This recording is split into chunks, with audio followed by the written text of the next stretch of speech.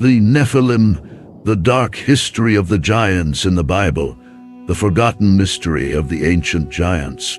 Imagine a time before the flood, a time when humans did not walk the earth alone, a time when colossal beings, born from the forbidden union between fallen angels and mortal women, ruled civilizations with unimaginable strength, supernatural intelligence, and an insatiable thirst for destruction.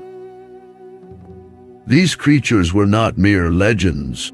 They were the Nephilim, beings mentioned in the Bible, in apocryphal books, and in ancient texts from lost civilizations. Who were they? Why were they destroyed? And could they in some way still exist? The story of the Nephilim is one of the darkest and most terrifying in the Bible, a tale of fallen angels, corruption, wars, and divine wrath. Prepare yourself, because what you are about to discover may change everything you thought you knew about the ancient world. The birth of the Nephilim, the rebellion in heaven, and the fall of the Watchers. The Bible tells us that in a distant time, some angels disobeyed God. And these were no ordinary angels. They were the Watchers, celestial guardians sent to observe and protect humanity. But something happened.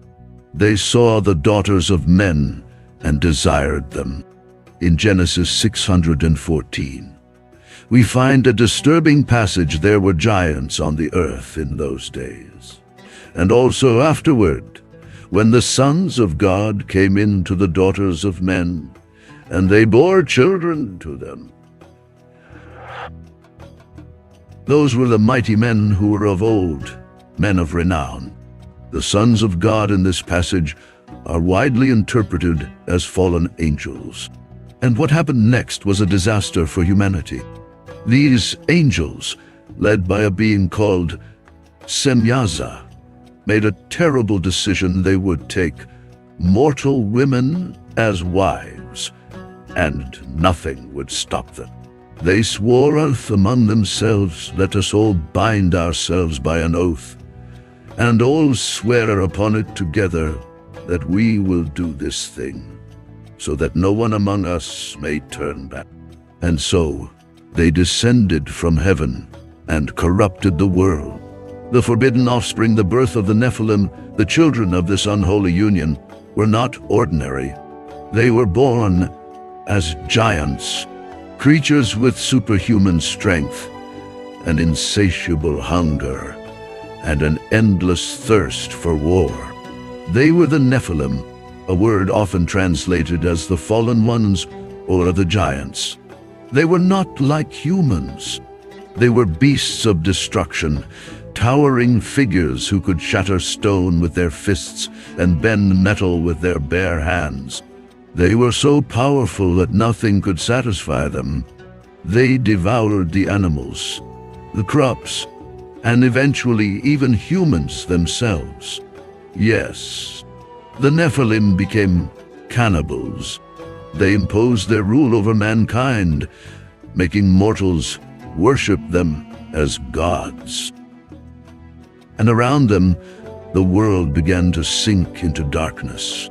But that was not their only legacy. The fallen angels also taught forbidden knowledge to humanity, the art of sorcery and magic, the forging of weapons for war, the secrets of the stars and divination.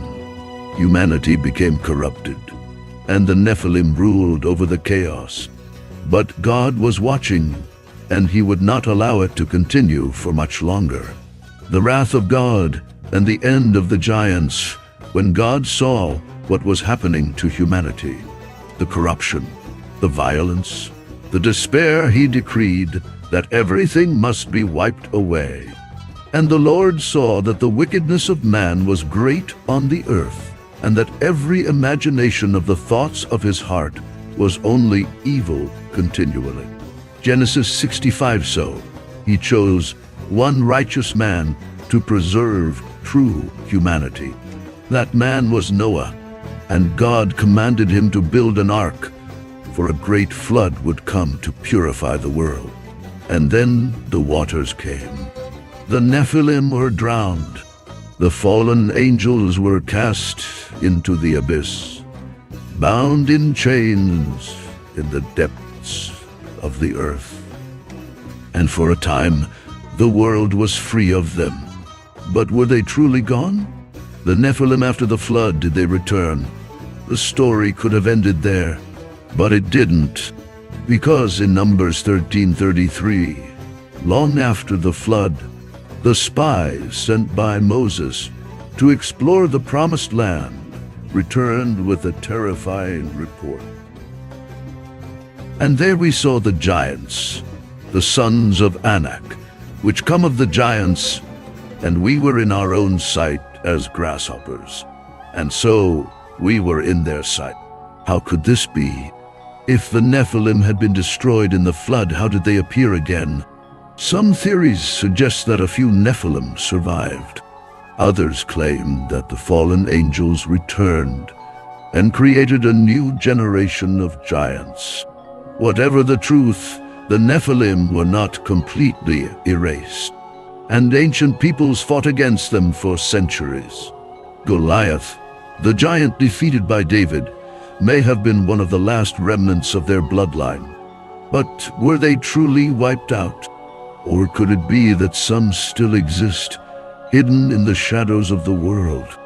The legacy of the Nephilim and their influence on the world, even if the Nephilim disappeared physically, their influence was never erased. The forbidden knowledge that their fathers, the fallen angels, brought into the world was never forgotten. Sorcery continued to spread. Cults dedicated to dark forces remained. The desire of some men to become gods still persists today. Many believe that the Nephilim may return one day. And if that day comes, will humanity be ready? Conclusion: the lost history of the giants, the Nephilim, are one of the most mysterious and terrifying stories in the Bible. They were powerful, monstrous, and merciless, creatures who defied divine order and brought the world to the edge of destruction. They were destroyed but never forgotten. They were monsters, unnatural hybrids that had no true place in creation, and that is why God wiped them from existence. The judgment of the Nephilim, why God had to destroy them, many people question. Why did God flood the entire earth? Why did he choose such a drastic measure? The answer is clear. Because the bloodline of humanity was becoming corrupted. If the Nephilim had continued to spread, the entire human race could have been lost. The descendants of Adam, those created in God's image, were on the verge of extinction. And so, God intervened. The flood was not just a punishment, it was a purification, a way to erase the stain of the Nephilim from the earth. God did not create them, and so he would not allow them to remain. The return of the Nephilim, did they truly disappear? Yet, even after the flood, the Nephilim appeared again. How? Some say that a few of them survived, hidden in the mountains or deep underground. Others believe that the fallen angels returned, once again corrupting humanity and creating new giants. Whatever the case, their presence never truly disappeared. The Anakim of Canaan, the Rephaim mentioned in ancient texts, Goliath, the giant slain by David. All of these could be remnants of the Nephilim's cursed bloodline. And that raises an even darker question: are they still among us today? Could they be hiding in the shadows, waiting for the right time to return? The answer is uncertain, but one thing is clear. If they ever return, it will not be by God's will, but by the will of darkness itself. The Nephilim were never gods. Creation, they were a corruption. God, in his perfection, never created the Nephilim. He created angels to be his messengers. He created humans to bear his image. He created the natural world to sustain life. But the Nephilim, they were born of rebellion. They were the offspring of sin. They were a perversion of God's divine plan. And that is why they had to be destroyed. Because they were not part of God's creation, they were a corruption of it, a disease that had to be purged. And God, in his justice, ensured that they would never thrive again. The final lesson, a warning to mankind. The story of the Nephilim is not just a tale from ancient times. It is a warning, a reminder of what happens when beings try to play God. The fallen angels tried to create their own version of life, and their failure nearly destroyed the world. Even today, mankind continues to seek power beyond its limits, to alter life in unnatural ways, to challenge the laws of creation, to delve into secrets that should remain hidden. And if we are not careful, we may awaken something that was never meant to return. The Nephilim were erased once, but if humanity repeats the mistakes of the past, they may rise again. And this time, there may be no flood to stop them. May God have mercy on us all.